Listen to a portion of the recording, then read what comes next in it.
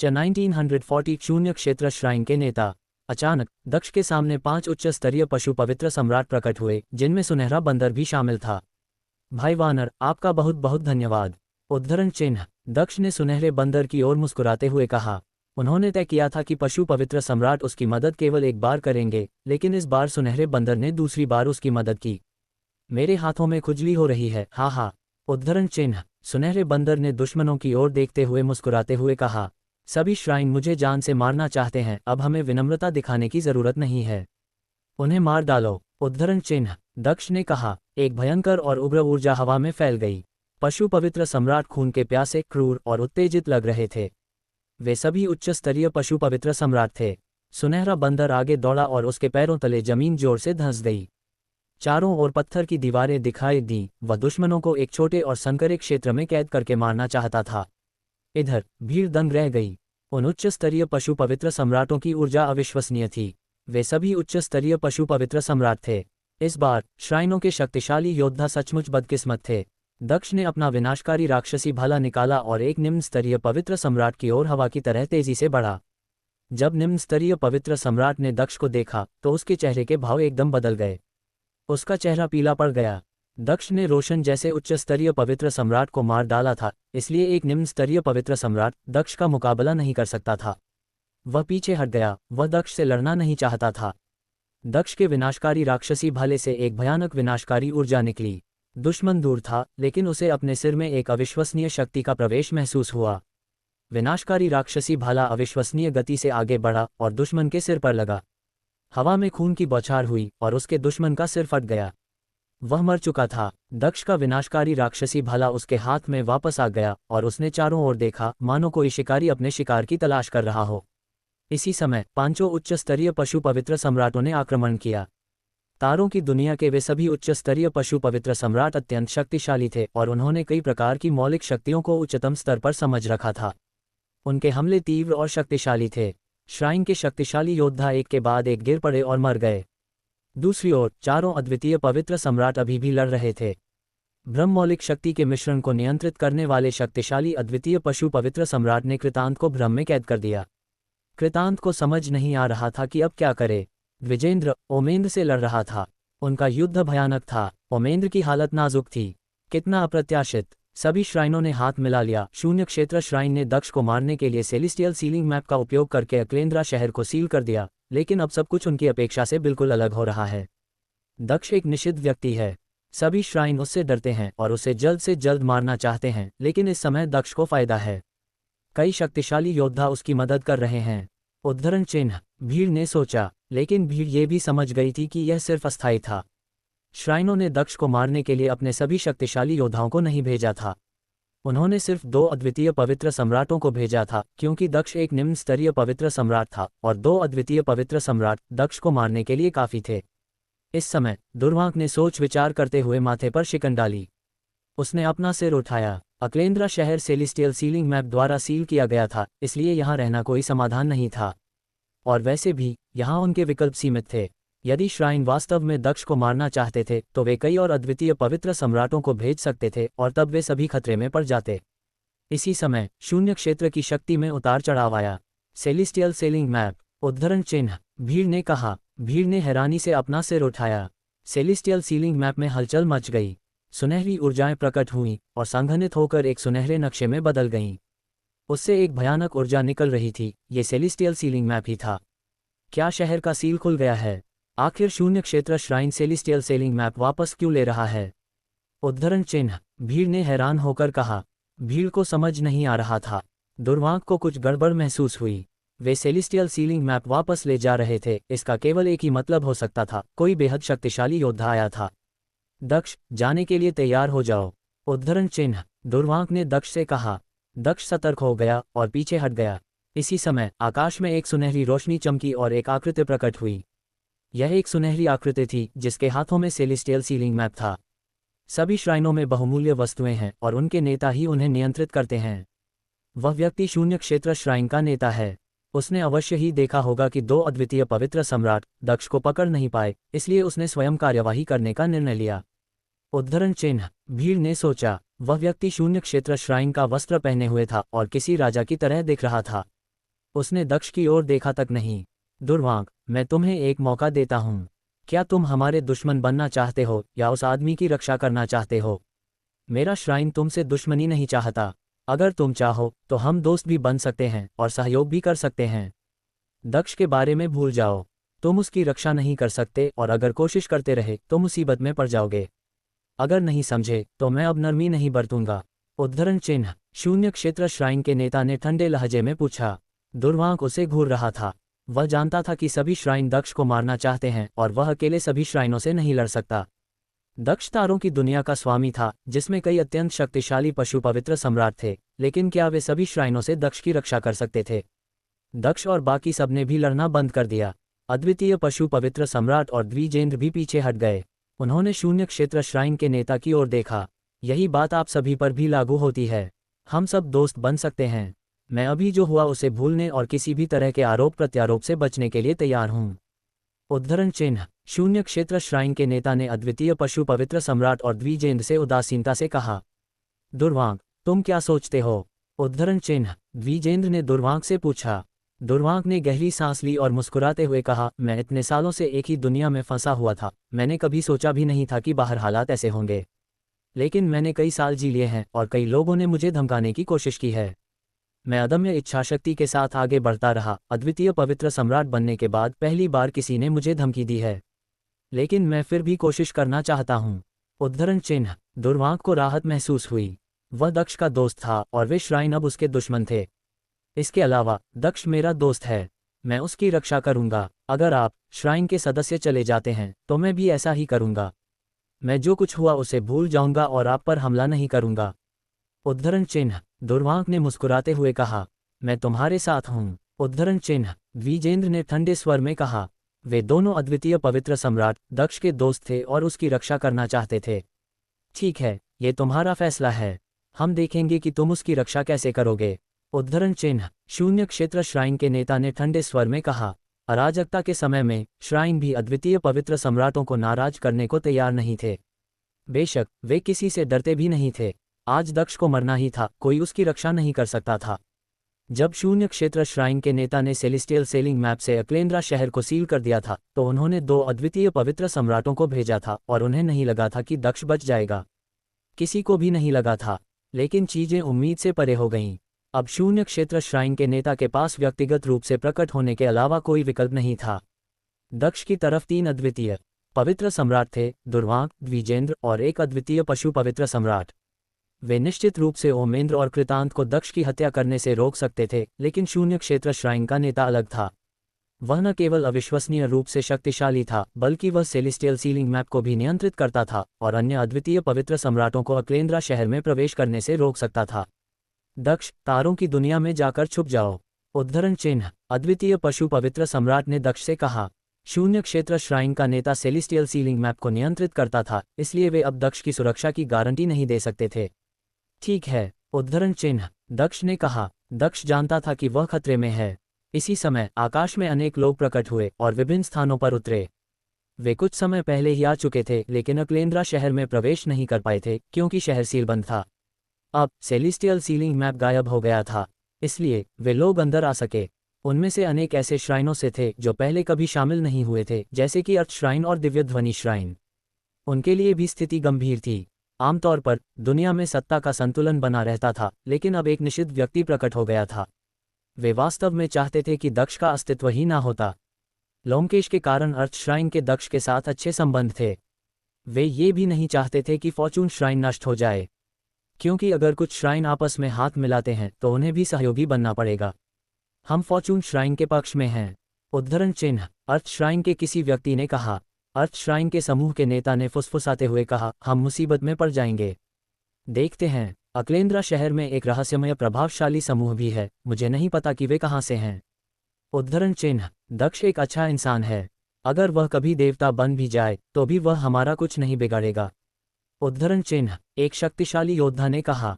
वह लोमकेश था, वह दक्ष को जानता था। चुप रहो। उद्धरण चिन्ह। लोमकेश के पिता ने गुस्से से कहा। हैरानी की बात यह थी कि लोमकेश ने ऐसी जगह पर बिना सोचे समझे बोलने की हिम्मत की। लोमकेश, तुम नहीं समझते कि क्या हो रहा है और श्राइन दक्ष को क्यों मारना चाहते हैं। हमारे स्तर पर हम नहीं चाहते कि कोई हमसे आगे निकल जाए। फॉर्चून श्राइन और अन्य श्राइन आपस में शांति से रहते हैं क्योंकि वे बराबर शक्तिशाली हैं। अगर फॉर्चून श्राइन हमसे अधिक शक्तिशाली हो जाता है तो क्या तुम्हें लगता है कि वे हमें शांति से रहने देंगे? अगर फॉर्चून श्राइन हमारा दुश्मन बन जाता है तो दक्ष किसकी मदद करेगा? उद्धरण चिन्ह। अर्थ श्राइन के समूह के नेता ने उदासीनता से कहा। ये सुनकर लोमकेश का दिल घबरा गया। मामला इतना सीधा नहीं था जितना दिख रहा था। अगर कुछ हो भी गया तो वह किसकी मदद करेगा? इधर शून्य क्षेत्र श्राइन के नेता ने अपना हाथ उठाया और सेलिस्टियल सेलिंग मैप चमक उठा। दक्ष और 3 अद्वितीय पवित्र सम्राट घबराए हुए लग रहे थे। शून्य क्षेत्र श्राइन के नेता स्वयं अक्लेंद्रा शहर आए हैं। ओमेंद्र और कृतांत भी यहाँ है। साथ ही उन्होंने 3 अद्वितीय पवित्र सम्राटों को बाहर पहरा देने के लिए भेजा है। अब केवल एक अद्वितीय पवित्र सम्राट ही शून्य क्षेत्र श्राइन में शेष होंगे। उद्धरण चिन्ह। इसी समय किसी ने कहा। ये सुनकर कई लोगों ने अपना सिर उठाया। उस व्यक्ति ने शून्य क्षेत्र श्राइन को यह समझा दिया कि उनके दुश्मनों के पास अब एक नया विकल्प है। To be continue. अब आगे क्या होने वाला है? क्या दक्ष इसी मुसीबत से बच पाएगा? कैसे बचेगा दक्ष शून्य क्षेत्र श्राइन के नेता से? क्या फॉर्च्यून श्राइन के नेता दक्ष की मदद के लिए आएंगे? आपको क्या लगता है, क्या होंगे इन सभी सवालों के जवाब? 1941 समझौता। ये सुनकर कई लोगों ने अपना सिर उठाया। उस व्यक्ति ने शून्य क्षेत्र श्राइन को यह समझा दिया कि उनके दुश्मनों के पास अब एक नया विकल्प है। शून्य क्षेत्र श्राइन के नेता ने अपना सिर उठाया और दूर तक देखा। अचानक उसने अपना हाथ हिलाया और एक शून्य क्षेत्र तलवार तेजी से आकाश की ओर बढ़ी। हवा में गड़गड़ाहट की आवाजें सुनाई दी। वह भी अभी बोलने वाले व्यक्ति को सबके सामने उजागर करना चाहता था। आकाश में एक सुनहरी रोशनी चमक उठी। हवा में दरार दिखाई दी और आकाश में असंख्य आकृतियां प्रकट हुई, फिर अचानक वे गायब हो गईं। वे लोग वही रहस्यमय और प्रभावशाली समूह थे जिनके बारे में अर्थ श्राइन के समूह के नेता ने कहा था। तुम कौन हो? उद्धरण चिन्ह। शून्य क्षेत्र श्राइन के नेता ने ठंडे स्वर में पूछा। उसने उन्हें देखा तो था लेकिन उन पर ध्यान नहीं दिया था। उसने सोचा भी नहीं था कि वे भी इसमें शामिल हो जाएंगे। शून्य क्षेत्र श्राइन के नेता, तुम अज्ञानी और नासमझ हो।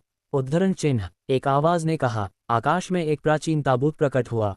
मैं अज्ञानी या नासमझ नहीं हूँ। तुम लोग विश्ववंश से हो जो बहुत समय पहले लुप्त हो गया था, लेकिन तुम्हें अभी इतना शक्तिशाली नहीं होना चाहिए, फिर भी तुम सब बेहद शक्तिशाली दिख रहे हो। उद्धरण चिन्ह। शून्य क्षेत्र श्राइन के नेता ने कहा। ये सुनकर भीड़ कांप उठी। दक्ष भी चौंक गया। आखिर विश्ववंश इतना रहस्यमय क्यों होता जा रहा है? उद्धरण चिन्ह। दक्ष ने सोचा। पिछली बार उसने महसूस किया था कि वे रहस्यमय और अगम्य है क्योंकि उन्होंने फायर श्राइन को नाराज करने की हिम्मत की थी। अब तो वे श्राइन के सामने खड़े थे। पुराने समय में विश्ववंश समृद्ध था। श्राइन बेईमान और अभिमानी हैं। मैंने कभी सोचा भी नहीं था कि शून्य क्षेत्र श्राइन का नेता इतना अभिमानी और घमंडी हो जाएगा।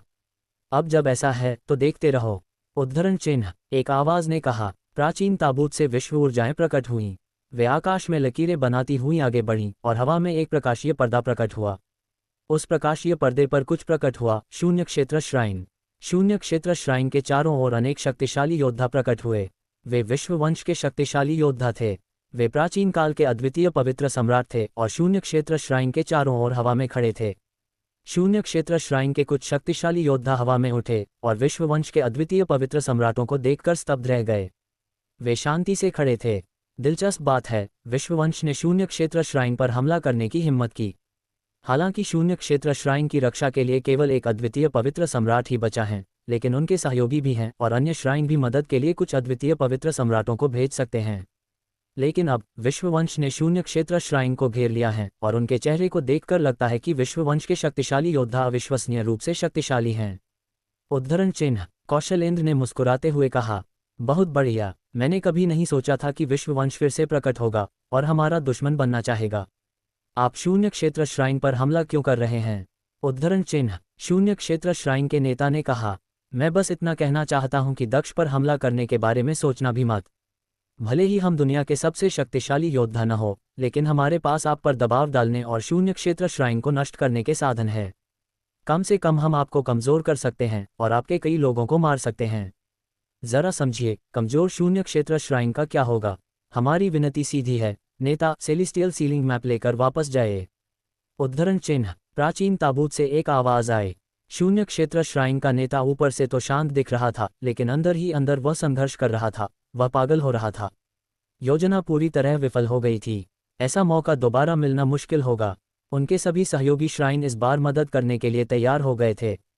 आज दक्ष की मृत्यु निश्चित है। मुझे नहीं लगता कि शून्य क्षेत्र श्राइन के नेता को हार माननी चाहिए। उद्धरण चिन्ह। इसी समय किसी ने कहा। आकाश में एक व्यक्ति प्रकट हुआ और उसके चारों ओर का वातावरण जम गया। वह आइस एंड स्नो श्राइन का एक अद्वितीय पवित्र सम्राट था। 3 श्राइन, शून्य क्षेत्र श्राइन, फायर श्राइन और आइस एंड स्नो श्राइन। उद्धरण चिन्ह। दक्ष ने उनकी ओर देखते हुए कहा। दक्ष ने उनकी ओर देखा और सोचने लगा कि इन श्राइनों के अलावा और कौन से श्राइन उसे मारना चाहते हैं। सचमुच, अगर शून्य क्षेत्र श्राइन का नेता दक्ष पर हमला करता है तो उसकी मृत्यु हो सकती है। लेकिन अगर शून्य क्षेत्र श्राइन कमजोर हो जाता है और निषिद्ध व्यक्ति दक्ष मर जाता है तो शून्य क्षेत्र shrine ice and snow shrine के लिए कोई खतरा नहीं रहेगा। कितना अच्छा है। उद्धरण चिन्ह। विश्व ताबूत से एक आवाज आई। बकवास। उद्धरण चिन्ह। आइस एंड स्नो श्राइन के अद्वितीय पवित्र सम्राट ने ठंडे स्वर में कहा। उसने अपना हाथ हिलाया और उसके चारों ओर का वातावरण जम गया। एक भयानक बर्फीली ऊर्जा विश्व ताबूत की ओर बढ़ी। हालांकि विश्व ताबूत से एक चमकदार विश्व रोशनी निकली और उसने बर्फीली ऊर्जा को अवरुद्ध कर दिया। मुझे परवाह नहीं, अगर कोई भी श्राइन शून्य क्षेत्र श्राइन को दक्ष को मारने में मदद करने की कोशिश करता है तो हम उन्हें नष्ट कर देंगे। उद्धरण चिन्ह। दक्ष के बगल में खड़े अद्वितीय पशु पवित्र सम्राट ने भयानक ऊर्जा छोड़ते हुए कहा। वह किसी देवता की तरह दिख रहा था। मैं तुम्हें एक बात बताता हूँ। पिछली बार दिव्य समाधि स्थल खोला गया था और सभी लोग बाहर आ गए थे क्योंकि दिव्य समाधि स्थल के ऐतिहासिक अवशेष प्रकट हुए थे। ऐतिहासिक अवशेष एक देवता की विरासत थी। मैं रक्षकों में से एक हूँ और दक्ष उस देवता का उत्तराधिकारी है। अगर तुम देखना चाहते हो कि एक देवता का समूह कितना शक्तिशाली होता है तो कोशिश करके देखो। उद्धरण चिन्ह। अद्वितीय पशु पवित्र सम्राट ने अत्यंत जोर से दहाड़ लगाते हुए कहा। ये सुनकर कई लोग कांप उठे। एक देवता का उत्तराधिकारी और अद्वितीय पशु पवित्र सम्राट रक्षकों में से एक। कितना भयानक, प्रभावशाली और राजसी था। निषिद्ध व्यक्ति की पुष्टि हो गई है। उद्धरण चिन्ह। शून्य क्षेत्र श्राइन के नेता ने कहा। जब श्राइनों ने अद्वितीय पशु पवित्र सम्राट की यह बात सुनी तो उन्हें यकीन हो गया कि दक्ष एक महान निषिद्ध व्यक्ति है। किंवदंतियों के अनुसार निषिद्ध व्यक्ति एक देवता बनेगा और अब निषिद्ध व्यक्ति दक्ष एक देवता का उत्तराधिकारी था। ये श्राइनों के लिए बेहद बुरी खबर थी। लेकिन अगर शून्य क्षेत्र श्राइन ने दक्ष पर हमला किया तो अद्वितीय पशु पवित्र सम्राट, विश्ववंश, दुर्वांक और द्विजेंद्र जैसे अद्वितीय पवित्र सम्राट और फॉर्चून श्राइन सभी मिलकर शून्य क्षेत्र श्राइन को नष्ट कर देंगे।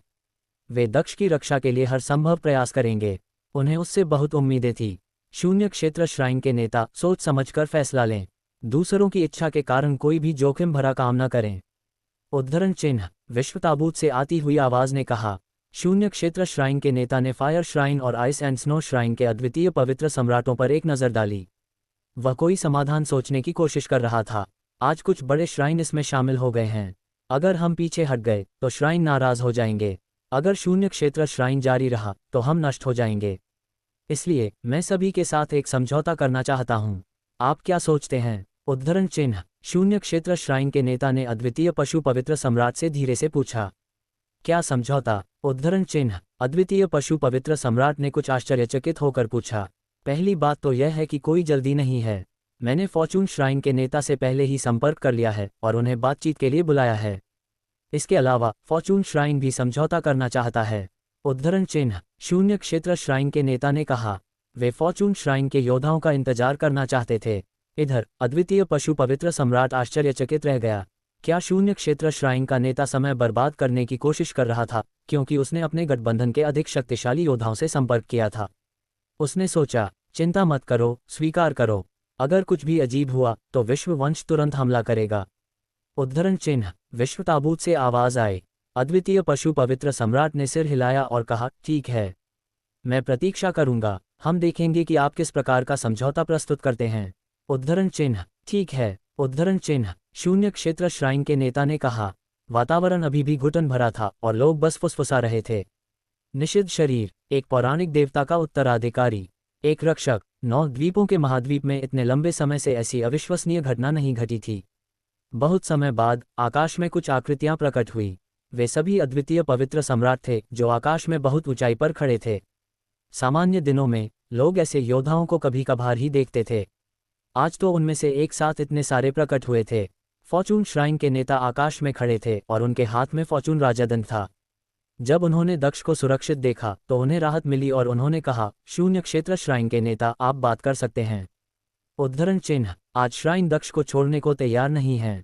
शून्य क्षेत्र श्राइन एक समझौता करना चाहता है। आज जो हुआ उसे भूलकर 1 साल बाद हम सब फॉर्चून सिटी जाकर इस मामले को सुलझाएंगे। आप सब क्या सोचते हैं? उद्धरण चिन्ह। शून्य क्षेत्र श्राइन के नेता ने शांत भाव से भीड़ से पूछा।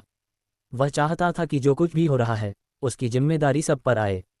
जब उसने कहा कि वह सबको फॉर्चून सिटी बुलाना चाहता है तो फॉर्चून श्राइन के सदस्य खुश नहीं दिखे। अगर श्राइन के सबसे शक्तिशाली योद्धा फॉर्चून सिटी में इकट्ठा हो जाते तो फॉर्चून श्राइन के लिए यह बेहद खतरनाक होता। क्या शून्य क्षेत्र श्राइन का नेता फॉर्चून श्राइन को नष्ट करने की रणनीति बना रहा है? उद्धरण चिन्ह। फॉर्चून श्राइन के सदस्यों ने सोचा। उन्हें गुस्सा आ रहा था। और फिर उद्धरण चिन्ह। फॉर्चून श्राइन के नेता ने ठंडे स्वर में पूछा। आज की सारी लड़ाइयां दक्ष की वजह से हुई हैं, लेकिन दक्ष बस देखता रहा। मुझे लगता है उसे खुद ही इस मामले को सुलझाना चाहिए, उसे लड़ना चाहिए। समझौते के दिन सब श्राइन एक उच्च स्तरीय पवित्र सम्राट का चयन करेंगे जो दक्ष के साथ मृत्यु तक युद्ध करेगा। अगर हम जीतते हैं तो दक्ष मारा जाएगा, और अगर आप फिर भी दक्ष को बचाने की कोशिश करते हैं तो हमारे पास फॉर्चून श्राइन को नष्ट करने के अलावा कोई विकल्प नहीं बचेगा। उद्धरण चिन्ह। शून्य क्षेत्र श्राइन के नेता ने कहा। बेतुका। 1 साल? कितना बेतुका? उद्धरण चिन्ह। फॉर्चून श्राइन के नेता ने ठंडे लहजे में कहा। उन्हें दक्ष की प्रतिभा पर भरोसा था, लेकिन 1 साल तो कुछ भी नहीं था। 1 साल में वह शक्तिशाली उच्च स्तरीय पवित्र सम्राटों से कैसे लड़ सकता था? यदि श्राइन शक्तिशाली योद्धाओं का चयन करते तो वे ऐसे लोगों को चुनते जो कई प्रकार की मौलिक शक्तियों को उच्चतम स्तर पर नियंत्रित करते हों, यानी अत्यंत शक्तिशाली उच्च स्तरीय पवित्र सम्राट। विभिन्न उच्च स्तरीय पवित्र सम्राटों के बीच का अंतर निम्न स्तरीय और उच्च स्तरीय पवित्र सम्राटों के बीच के अंतर से कहीं अधिक अविश्वसनीय हो सकता था। जो व्यक्ति कई प्रकार की मौलिक शक्तियों को उच्चतम स्तर पर समझता था वह भी उच्च स्तरीय पवित्र सम्राट था, और जो व्यक्ति कई प्रकार की मौलिक शक्तियों को उच्चतम स्तर पर समझता था और उन्हें संयोजित कर सकता था वह भी उच्च स्तरीय पवित्र सम्राट था। बेशक अद्वितीय पवित्र सम्राटों के बीच भी अविश्वसनीय अंतर हो सकते थे। यह इस बात पर निर्भर करता था कि उन्होंने किस प्रकार की मौलिक शक्तियों को संयोजित किया है। किसी अद्वितीय पवित्र सम्राट की शक्ति का आंकलन उन्हें युद्ध करते हुए देखे बिना करना असंभव था। इसलिए 1 साल का समय हास्यास्पद था। ये बहुत कम था। दक्ष 1 साल में बेहद शक्तिशाली उच्च स्तरीय पवित्र सम्राट नहीं बन सकता था। और आपने कहा था कि आप हमारे फॉर्चून सिटी में इकट्ठा होना चाहते हैं। अगर कुछ भी हुआ तो फॉर्चून श्राइन नष्ट हो जाएगा। उद्धरण चिन्ह। फॉर्चून श्राइन के नेता ने कहा। तुम्हारे पास कोई विकल्प नहीं है। या तो दक्ष को छोड़ दो और चले जाओ। अगर तुम ऐसा करते हो तो हम तुम्हारे खिलाफ कुछ नहीं करेंगे, या फिर मान जाओ। उद्धरण चिन्ह। शून्य क्षेत्र श्राइन के नेता ने दृढ़ता से कहा। To be continue. अब आगे क्या होने वाला है? क्या फॉर्चून श्राइन का नेता शून्य क्षेत्र श्राइन के नेता का प्रस्ताव मान जाएंगे? क्या दक्ष 1 वर्ष में बेहद शक्तिशाली उच्च स्तरीय पवित्र सम्राट बन पाएगा? आपको क्या लगता है, क्या होंगे इन सभी सवालों के जवाब? 1942 3 साल। तुम्हारे पास कोई विकल्प नहीं है। या तो दक्ष को छोड़ दो और चले जाओ। अगर तुम ऐसा करते हो तो हम तुम्हारे खिलाफ कुछ नहीं करेंगे, या फिर मान जाओ। उद्धरण चिन्ह। शून्य क्षेत्र श्राइन के नेता ने दृढ़ता से कहा। भीड़ समझ गई कि शून्य क्षेत्र श्राइन का नेता सचमुच दक्ष को मारना चाहता था। वह फॉर्चून श्राइन को भी नष्ट करना चाहता था, और उसे अकेले काम करने की जरूरत नहीं थी क्योंकि उसे समर्थन प्राप्त था। अगर तुम्हें मुझ पर भरोसा नहीं है तो समय आने पर तुम सभी श्राइनों को आमंत्रित कर सकते हो। अगर दक्ष मर जाता है तो फॉर्चून श्राइन को किसी बात का डर नहीं रहेगा। अगर वह नहीं मरता तो फॉर्चून श्राइन नष्ट हो जाएगा। तुम चुन लो। उद्धरण चिन्ह। शून्य क्षेत्र श्राइन के नेता ने चालाकी से कहा। अगर दक्ष हार जाता तो दुर्वांक और बाकी लोग शायद दक्ष की रक्षा करते और उसे अपने साथ ले जाते। इस तरह फॉर्चून श्राइन निश्चित रूप से नष्ट हो जाता। अगर फॉर्चून श्राइन को नष्ट होने से बचाना था तो उन्हें दक्ष को मरने देना ही था। शून्य क्षेत्र श्राइन के नेता को दक्ष के पक्ष के रक्षकों और अन्य लोगों की चिंता करने की कोई जरूरत नहीं थी, क्योंकि अगर उनके गठबंधन के सभी श्राइन फॉर्चून श्राइन में इकट्ठा हो जाते तो कम से कम ये साबित हो जाता कि उन्होंने ऐसा उचित कारणों से किया है और शक्ति के मामले में वे श्रेष्ठ हैं। उसे पूरा विश्वास था कि उसके विरोधी सही निर्णय लेंगे। खतरे में स्वार्थी होना ही बेहतर है। शून्य क्षेत्र श्राइन को पूरा यकीन था कि 1 साल बाद हालात उनके लिए एकदम सही होंगे। फिलहाल वे दक्ष को मार नहीं सकते थे। एक और संभावना ये थी कि अगर दक्ष नहीं आता तो चीजें और भी आसान हो जाती। वे तुरंत फॉर्चून श्राइन को नष्ट कर देते और फिर दक्ष को दोबारा आने की जरूरत नहीं पड़ती। अगर दक्ष जीत जाता है तो क्या होगा? उद्धरण चिन्ह। अद्वितीय पशु पवित्र सम्राट ने पूछा। अगर दक्ष जीत जाता है तो हम सब चले जाएंगे। उद्धरण चिन्ह। शून्य क्षेत्र श्राइन के नेता ने कहा। और फिर तुम दक्ष का पीछा करना जारी रख पाओगे। दक्ष जीते या हारे, तुम्हारे लिए सब कुछ ठीक रहेगा। अगर वह मर जाता है तो ये जायज़ है, अगर वह जीत जाता है तो तुम फॉर्चून श्राइन को नष्ट करने का बहाना ढूंढोगे और फिर दक्ष का पीछा करके उसे मार डालोगे। उद्धरण चिन्ह। अद्वितीय पशु पवित्र सम्राट ने ठंडे स्वर में कहा, इतने निराशावादी मत बनो, तुमने देखा आज क्या हुआ, श्राइन इतनी आसानी से हार नहीं मानेंगे। उद्धरण चिन्ह। शून्य क्षेत्र श्राइन के नेता ने ठंडे लहजे में कहा, हे, ये समझौता ठीक है। मैं सर्वोच्च पशु जगत के कुछ बेहद शक्तिशाली योद्धाओं को देखने के लिए आमंत्रित कर सकता हूं, वे रेफरी की भूमिका भी निभा सकते हैं। आपका क्या विचार है, शून्य क्षेत्र श्राइन के नेता? उद्धरण चिन्ह। कौशलेंद्र ने मुस्कुराते हुए कहा। शून्य क्षेत्र श्राइन के नेता ने आश्चर्यचकित होकर कहा, अगर सर्वोच्च पशु जगत से हमारे प्यारे दोस्त सहमत हैं तो कोई समस्या नहीं है। उद्धरण चिन्ह। लेकिन 1 साल बहुत कम है। 1 साल में तो साधारण उच्च स्तरीय पवित्र सम्राट भी दक्ष से लड़ सकते हैं, लेकिन शक्तिशाली योद्धाओं से लड़ने के लिए कम से कम 50 साल इंतजार करना होगा। उद्धरण चिन्ह। कौशलेंद्र ने उदासीनता से कहा, नहीं, आपने देखा कि वह कितनी तेजी से प्रगति करता है। उसके पास एक निषिद्ध शरीर है। 50 साल बहुत ज्यादा है। मुझे यकीन है कि कोई भी इस बात से सहमत नहीं होगा। उद्धरण चिन्ह। शून्य क्षेत्र श्राइन के नेता ने ठंडे स्वर में कहा, तो 20 साल, आप जानते हैं ये पहले से ही कम है। उद्धरण चिन्ह। अद्वितीय पशु पवित्र सम्राट ने कहा, 3 साल, इससे ज्यादा हम प्रस्ताव नहीं दे सकते। उद्धरण चिन्ह। शून्य क्षेत्र श्राइन के नेता ने ठंडे स्वर में कहा, 3 साल बहुत कम है। उद्धरण चिन्ह। अद्वितीय पशु पवित्र सम्राट ने सिर हिलाते हुए कहा, अगर बूढ़े बैल ने मदद की होती तो दक्ष के लिए 20 साल काफी होते, उसे कई तरह की मौलिक शक्तियों का अध्ययन करने का समय मिल जाता। लेकिन सिर्फ 3 साल में, भले ही बूढ़े बैल ने मदद की हो, फिर भी ये बहुत कम है। किसी एक तरह की मौलिक शक्ति को पूरी तरह से समझना मुश्किल है। दक्ष को अपने विरोधियों के खिलाफ टिके रहने के लिए कम से कम कुछ मौलिक शक्तियों को एक साथ मिलाना होगा। उसे कम से कम 4 मौलिक शक्तियों को एक साथ मिलना होगा। श्राइन निश्चित रूप से उसके खिलाफ लड़ने के लिए अत्यंत शक्तिशाली विरोधियों का चयन करेंगे। मेरी भी कुछ शर्तें हैं। उद्धरण चिन्ह। फॉर्चून श्राइन के नेता ने कहा। भीड़ उनकी ओर मुड़ गई। 3 साल बहुत कम है। अगर हम सहमत हो गए तो इसका मतलब होगा कि हमें अभी दक्ष को मारना होगा और हम सारा दबाव दक्ष पर भी नहीं डाल सकते। अगर हम 3 साल पर सहमत होना चाहते हैं तो हमें और भी लड़ाइयाँ आयोजित करनी होंगी।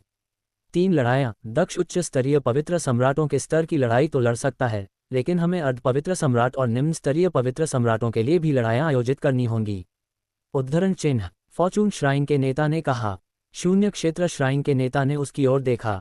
वह फॉर्चून श्राइन पर पूरी तरह भरोसा नहीं कर सकता था, क्योंकि फॉर्चून श्राइन के सदस्यों के पास कुछ ऐसी तकनीकें थीं जो उनके अंतर्ज्ञान शक्ति को बढ़ाती थी और उन्हें भविष्य में क्या हो सकता है इसका अनुमान लगाने में मदद करती थी। 5 युद्ध, 1 उच्च स्तरीय, 1 निम्न स्तरीय, 1 अर्ध पवित्र सम्राट स्तर और 2 और युद्ध। उद्धरण चिन्ह। शून्य क्षेत्र श्राइन के नेता ने उदासीनता से कहा।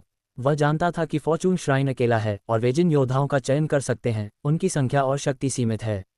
जीशान, मानस, आनंद और विश्वनाथ अन्य 4 हो सकते हैं। क्या भाग्य का प्रकाश उनके शरीरों को प्रकाशित करेगा? उद्धरण चिन्ह। फॉर्चून श्राइन के नेता ने फुसफुसाते हुए कहा।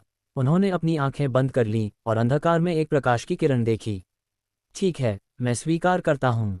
उद्धरण चिन्ह। फॉर्चून श्राइन के नेता ने अपनी आंखें खोलते हुए कहा। उन्होंने इस समझौते पर सहमति जताई, जबकि यह बिल्कुल भी निष्पक्ष नहीं था। फॉर्चून श्राइन ने समझौता स्वीकार कर लिया था। अद्वितीय पशु पवित्र सम्राट ने केवल आभारी। 3 साल कुछ भी नहीं थे।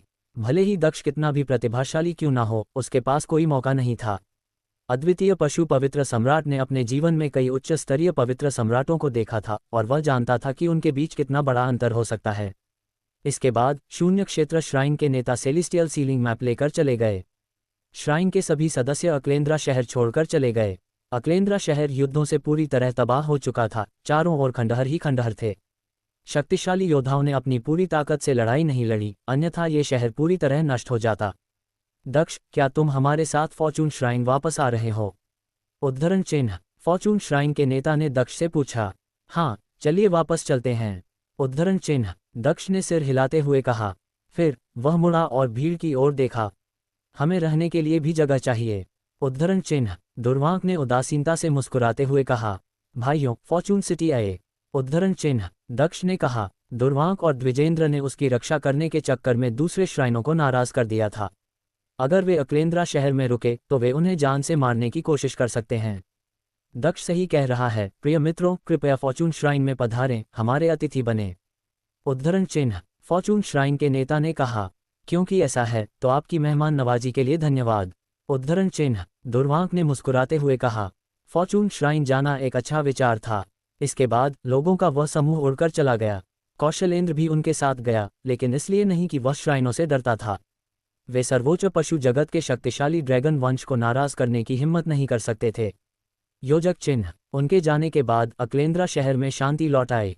हालांकि युद्धों के कारण शहर अभी भी क्षतिग्रस्त था। अक्लेंद्रा शहर में जो कुछ हुआ था उसकी खबर पूरे 9 द्वीपों के महाद्वीप में फैल गई। बहुत से लोग 3 साल बाद होने वाले युद्धों को देखने के लिए बेताब थे। सभी श्राइन फॉर्चून सिटी में एकत्रित होंगे और वहां भव्य और विशाल युद्ध होंगे। फॉर्चून श्राइन, फायर श्राइन और शून्य क्षेत्र श्राइन ने अक्लेंद्रा शहर पर आक्रमण करने और उस पर कब्जा करने का इरादा भुला दिया। 3 साल बाद होने वाली लड़ाइयां शहरों पर कब्जा करने से कहीं अधिक महत्वपूर्ण साबित होंगी। ये लड़ाइयां कई श्राइनों का भविष्य तय करने वाली थी। योजक चिन्ह। फॉर्चून श्राइन, तारों की दुनिया। इस समय दक्ष फॉर्चून श्राइन में तारों की दुनिया में था। अद्वितीय पशु पवित्र सम्राट अपनी जगह पर वापस आ चुके थे। वह अपने पर्वत की चोटी पर दक्ष से कुछ ही दूरी पर थे। दक्ष ने कहा, मास्टर, मेरी रक्षा करने के लिए धन्यवाद। उद्धरण चिन्ह। मेरी बातों को ज्यादा गंभीरता से मत लो।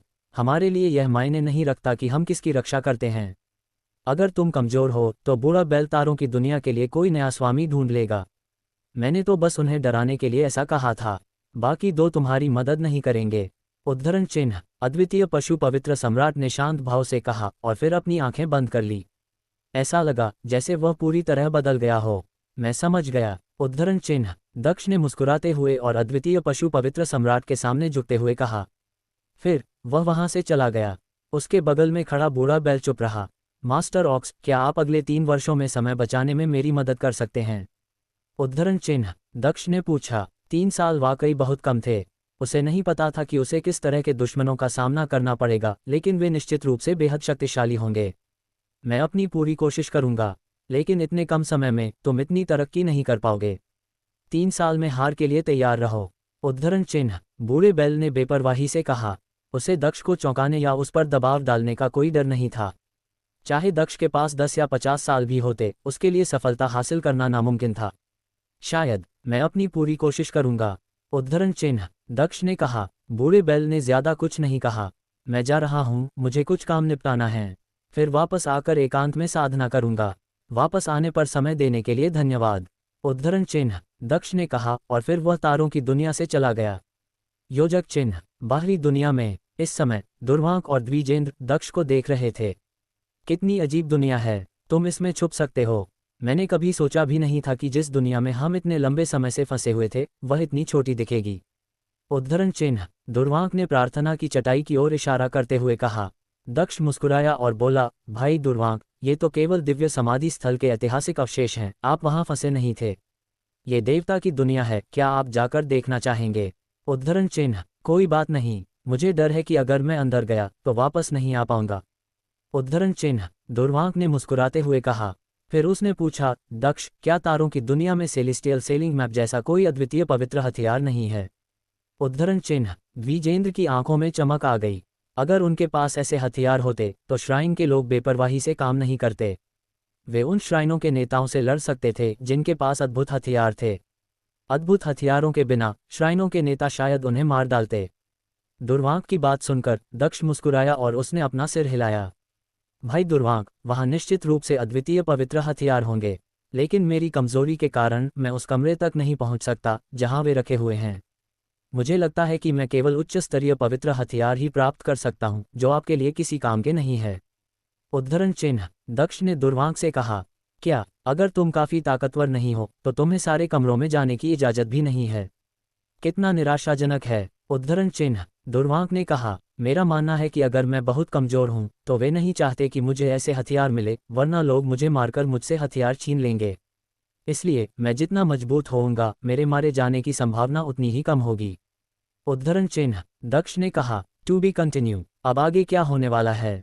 क्या दक्ष 3 सालों में शक्तिशाली उच्च स्तरीय पवित्र सम्राट बन पाएगा? क्या दक्ष 3 सालों में अपने विरोधियों को हरा पाएगा? आपको क्या लगता है, क्या होंगे इन सभी सवालों के जवाब? 1943 पुराना दोस्त अग्निर्द। मेरा मानना है कि अगर मैं बहुत कमजोर हूं तो वे नहीं चाहते कि मुझे ऐसे हथियार मिले, वरना लोग मुझे मारकर मुझसे हथियार छीन लेंगे। इसलिए मैं जितना मजबूत होऊंगा मेरे मारे जाने की संभावना उतनी ही कम होगी।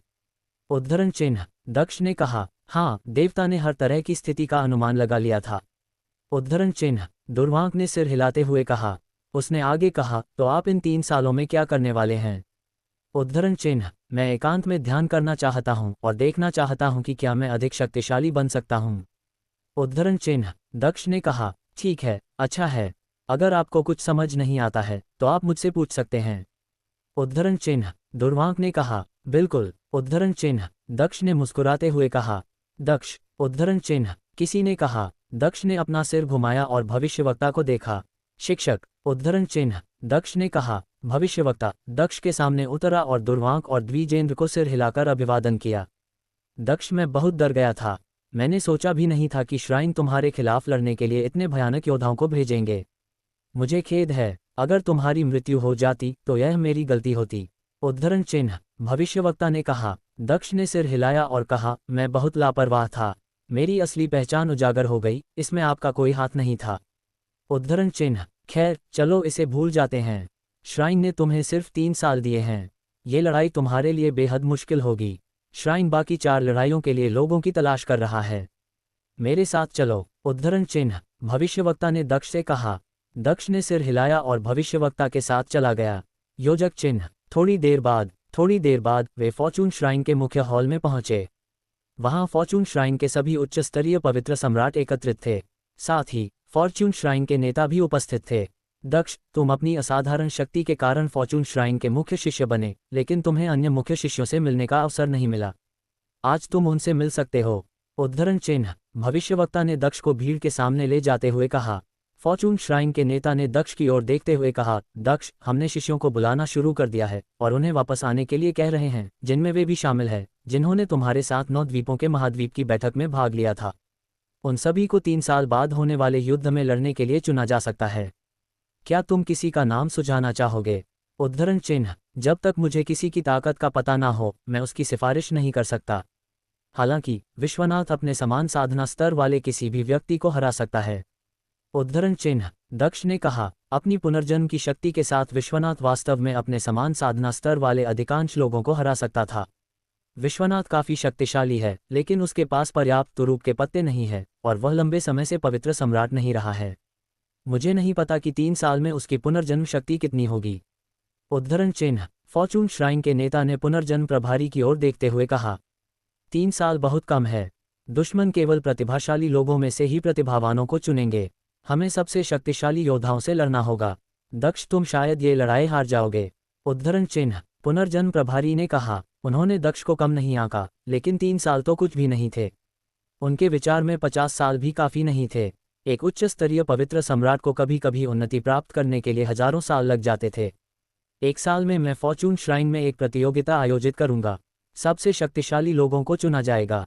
साथ ही हमें कुछ शक्तिशाली समूहों से संपर्क करके उनके साथ अच्छे संबंध स्थापित करने होंगे, जिनमें सर्वोच्च पशु जगत भी शामिल है। उद्धरण चिन्ह। एक अन्य अद्वितीय पवित्र सम्राट ने कहा। भीड़ ने सहमति में सिर हिलाया। वे जल्दी में थे। वे लड़ाइयाँ बेहद महत्वपूर्ण होंगी, लेकिन वे जानते थे कि वे सभी लड़ाइयाँ नहीं जीत पाएंगे, या कम से कम इसकी संभावना बहुत कम थी। हाँ, हमें सर्वोच्च पशु जगत और श्राइनों में जाना होगा। उद्धरण चिन्ह। फॉर्चून श्राइन के नेता ने कहा। मैं जाऊंगा।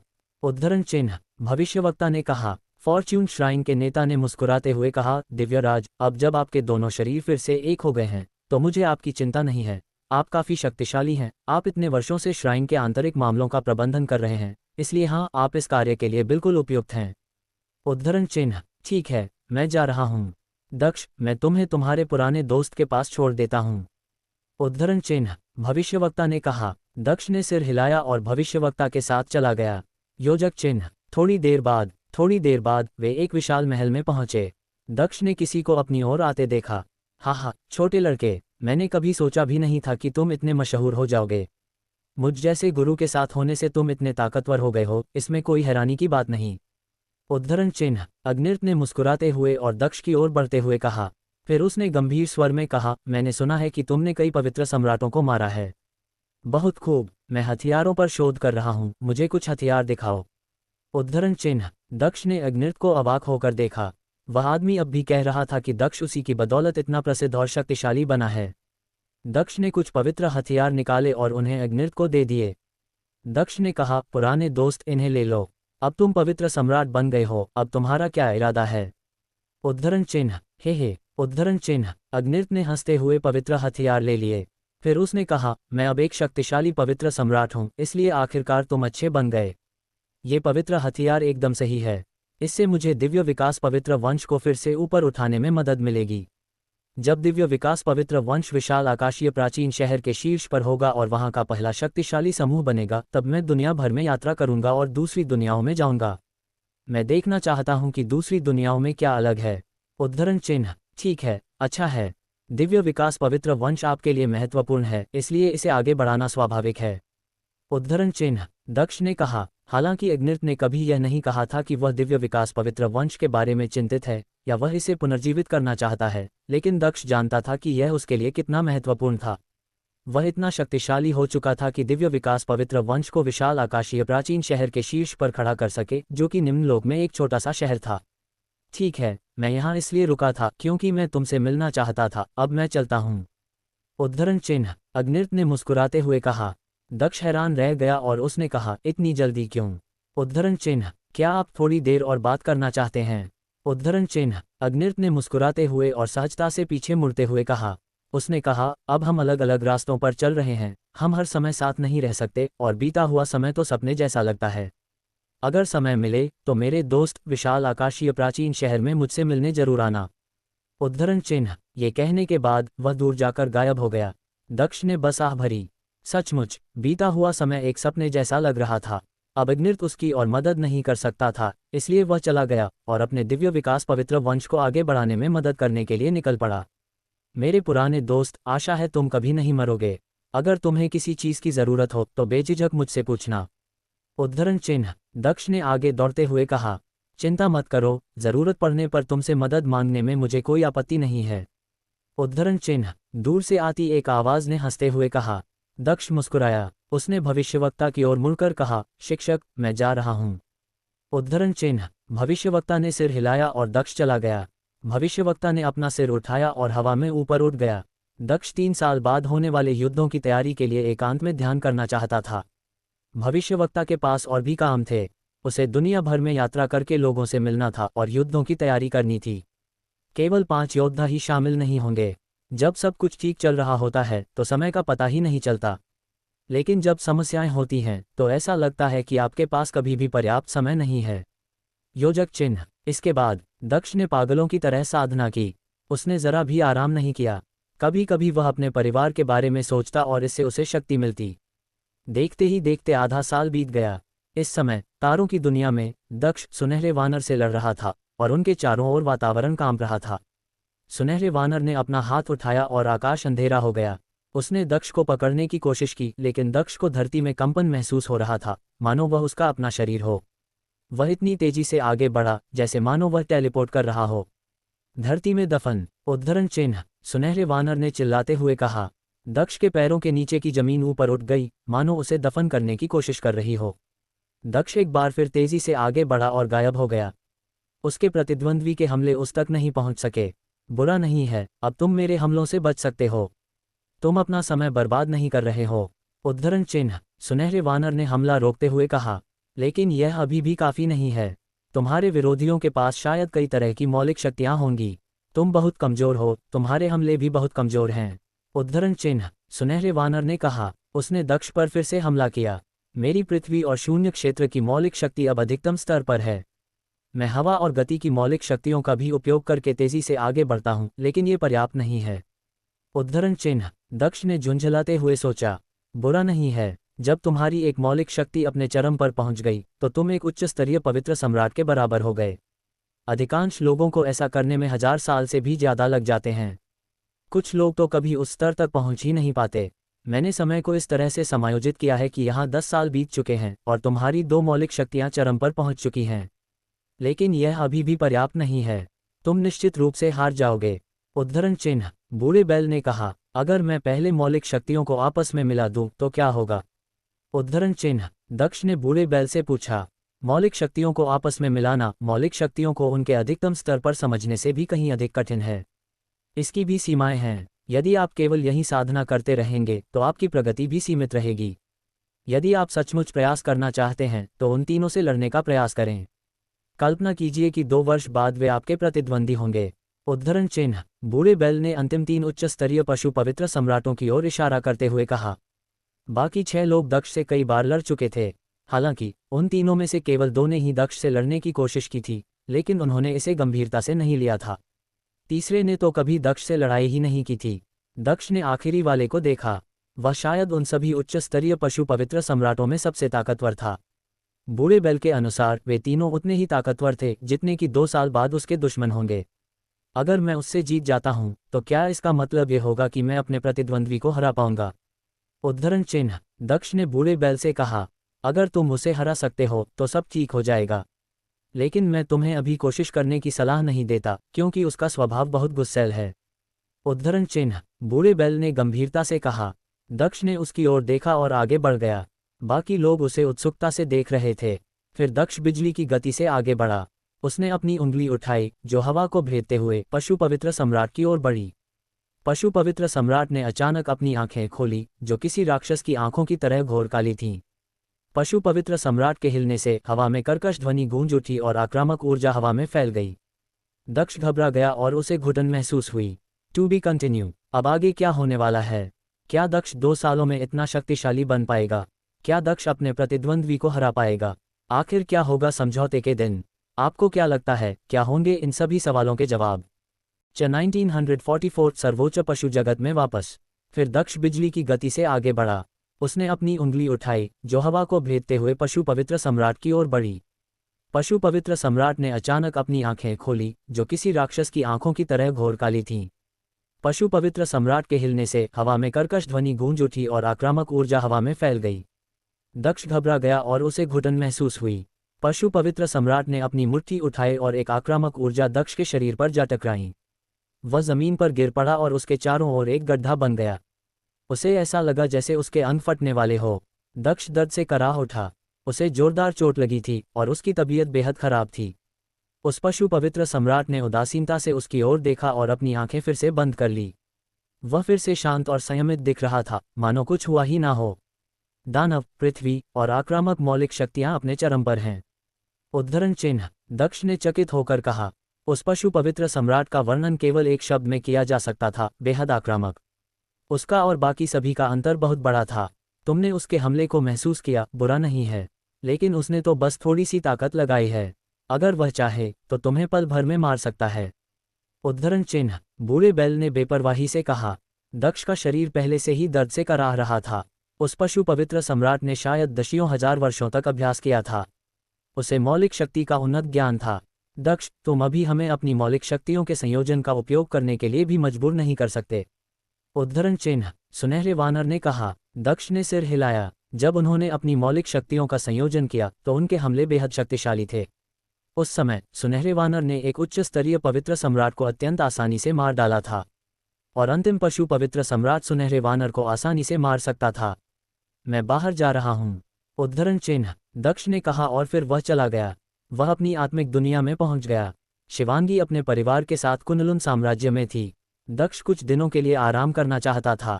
उसने कुछ समय तक पागलों की तरह अभ्यास किया था। शायद आराम करने और कुछ सुखद पल बिताने से उसे मदद मिलेगी। योजक चिन्ह। फॉर्च्यून श्राइन में, बाहरी दुनिया में श्राइन क्षेत्रों को लेकर आपस में प्रतिस्पर्धा करते रहे। भविष्यवक्ता सर्वोच्च पशु जगत में गया था और अब कुछ समाचार लेकर लौटा था। इस समय तारों से भरे एक स्थान पर कुछ लोग पालथी मारकर बैठे थे। भविष्यवक्ता भी वहां उपस्थित था। फॉर्च्यून श्राइन के नेता की आंखें बंद थीं। वह अपनी उंगलियां हिला रहे थे। तारों की रोशनी उन पर पड़ रही थी। अचानक उन्होंने अपनी आंखें खोली और तारों को देखा। वे आश्चर्यचकित होकर बोले, दिव्यराज, सर्वोच्च पशु जगत में किस वंश में इतना अद्भुत प्रतिभाशाली प्राणी है? उद्धरण चिन्ह। दिव्य फिनिक्स वंश। उद्धरण चिन्ह। भविष्यवक्ता ने कहा। वह पहले तो इसके बारे में नेता को बताना चाहता था, लेकिन ऐसा लगा कि नेता को पहले ही इसका अंदाजा हो चुका था। 9 द्वीपों के महाद्वीप की बैठक के बाद भाग्य चक्र घूम गया और अब हमारे सितारे अलग हैं। ऐसे कई भाग्य के संकेत हैं जिन्हें मैं अब समझ नहीं पा रहा हूँ। उद्धरण चिन्ह। फॉर्च्यून श्राइन के नेता ने आह भरते हुए कहा। नेता, आपने पहले ही देख लिया है कि सर्वोच्च पशु जगत में एक असाधारण प्रतिभा प्रकट हुई है। ये पहले से ही बहुत दुर्लभ है और भविष्यवाणी करना आसान नहीं है। उद्धरण चिन्ह। भविष्यवक्ता ने कहा, दिव्य फिनिक्स वंश की प्रतिभा कैसी है? उद्धरण चिन्ह। फॉर्चून श्राइन के नेता ने पूछा। वह एक निश्चित क्षेत्र में थी, पौराणिक पशु समाधि स्थल में। उसे एक देवता ने स्वीकार किया था। उसे देवी का नाम दिया गया है। उद्धरण चिन्ह। भविष्यवक्ता ने कहा, देवी, चीजें और भी दिलचस्प होती जा रही हैं। निषिद्ध क्षेत्र रहस्यमय स्थान है और अराजकता के समय में कई अद्भुत प्रतिभाएं उभरती हैं। दक्ष को दिव्य समाधि स्थल में एक देवता द्वारा मान्यता दी गई थी।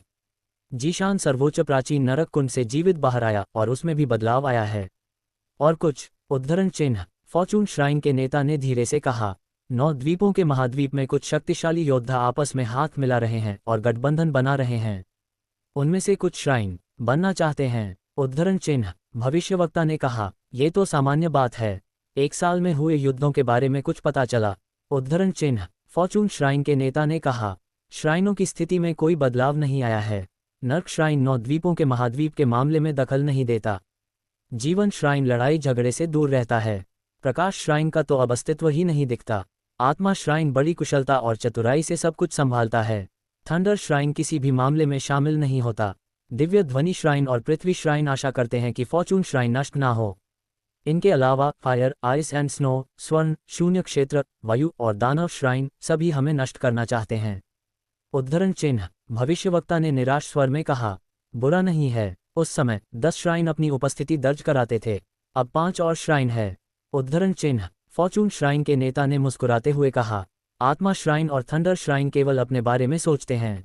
दिव्य ध्वनि श्राइन और पृथ्वी श्राइन डरे हुए हैं क्योंकि वे अन्य सभी श्राइनों की तुलना में काफी कमजोर हैं और अब हमें पतन के कगार पर देखकर वे और भी चिंतित हैं कि कहीं वे भी हमारे जैसे न हो जाए।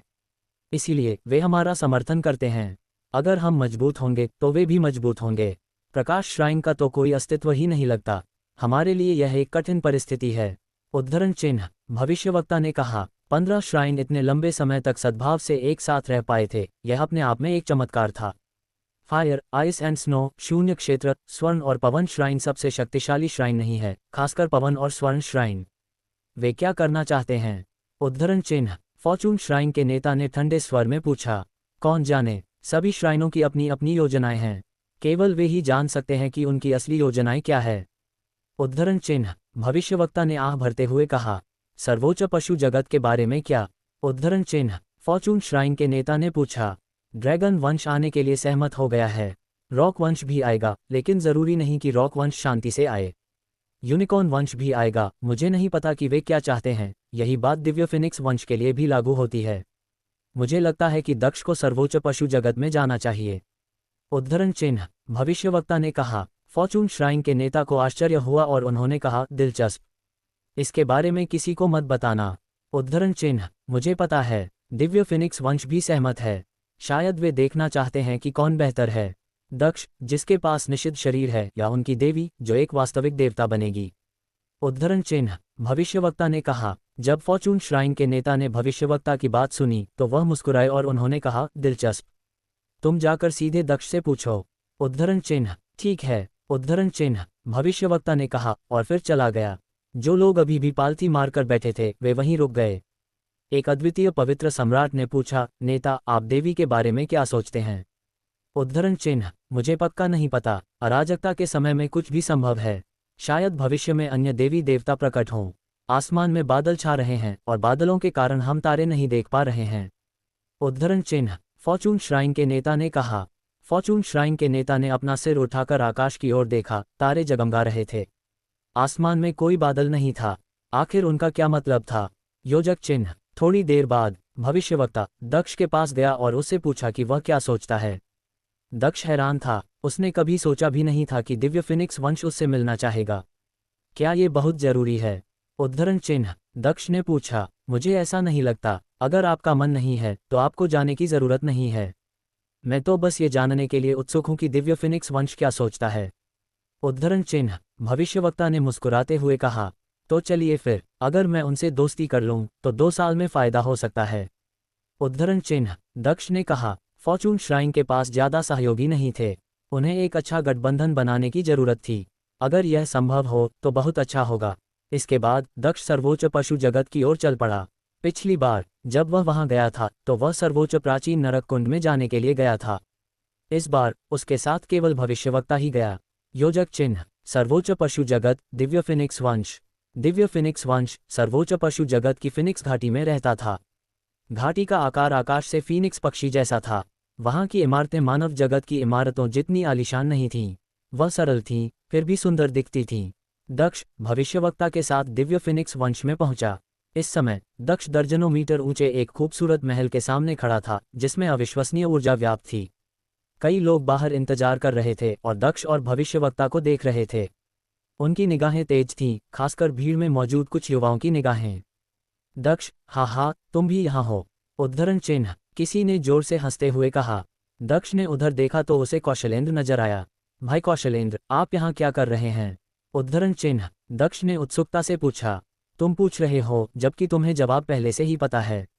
उद्धरण चिन्ह कौशलेंद्र ने दक्ष की ओर मुस्कुराते हुए कहा। उसने आगे कहा, अक्लेंद्रा शहर में जो कुछ हुआ उसके बाद सर्वोच्च पशु जगत में भी बहुत कुछ हुआ। इस साल सर्वोच्च पशु जगत में दिव्य फिनिक्स वंश में तुम्हारे जैसा ही कोई अद्भुत प्राणी उभरा है। उद्धरण चिन्ह ये दक्ष है। उद्धरण चिन्ह इसी समय कई लोगों ने दक्ष को हैरानी से देखते हुए कहा।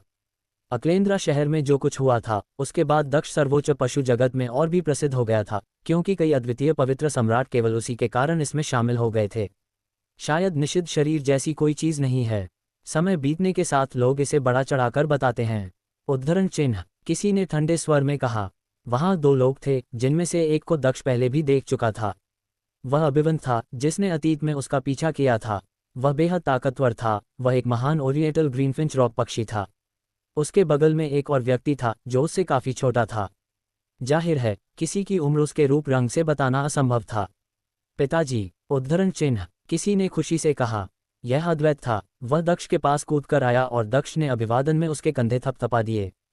पिताजी, मैंने अक्लेंद्रा शहर में आपके शानदार कारनामों के बारे में सुना है। काश मैं वहां होता। उद्धरण चिन्ह अद्वैत ने उत्साह से कहा। मैं बाल बाल बचा। क्या ये कोई शानदार साहसिक कार्य है? उद्धरण चिन्ह दक्ष ने सिर हिलाते हुए और मुस्कुराते हुए कहा।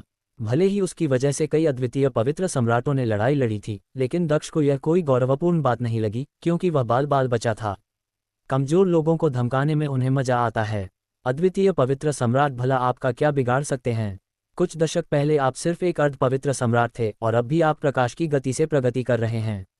उद्धरण चिन्ह अद्वैत ने अभिवंत की ओर तिरछी नजर से देखते हुए कहा। ड्रैगन वंश और रॉक वंश मित्र नहीं थे। हम्फ। उद्धरण चिन्ह अभिवंत ने ठंडी आवाज में कहा। वह जानता था कि अद्वैत सही कह रहा था, लेकिन वह एक महान ओरिएंटल ग्रीनफिंच रॉक पक्षी था। वह झुक नहीं सकता था। वह बहुत घमंडी था। वैसे भी जानवर आमतौर पर घमंडी होते हैं और अपनी भावनाओं को खुलकर दिखाते हैं। साधना की गति से कुछ भी साबित नहीं होता। शायद निषिद्ध शरीर उतना शक्तिशाली नहीं है। उद्धरण चिन्ह अभिवंत ने कहा। दक्ष ने उसे अनसुना कर दिया। उसने आसपास के पवित्र सम्राटों को देखा। वे सबसे असाधारण पशु वंशों से थे। वे सर्वोच्च पशु जगत के सबसे उत्कृष्ट योद्धा थे। अधिकांश पशु देवी को विशेष सम्मान देते थे क्योंकि वह भी सर्वोच्च पशु जगत से थी। वे पौराणिक पशु समाधि स्थल की भयावहता को भी जानते थे। To be continue. अब आगे क्या होने वाला है? आखिर दिव्य फिनिक्स वंश दक्ष से क्यों मिलना चाहता था? आखिर दिव्य फिनिक्स वंश की देवी कौन थी? क्या वह दक्ष की दुश्मन थी या फिर दोस्त? आपको क्या लगता है, क्या होंगे इन सभी सवालों के जवाब?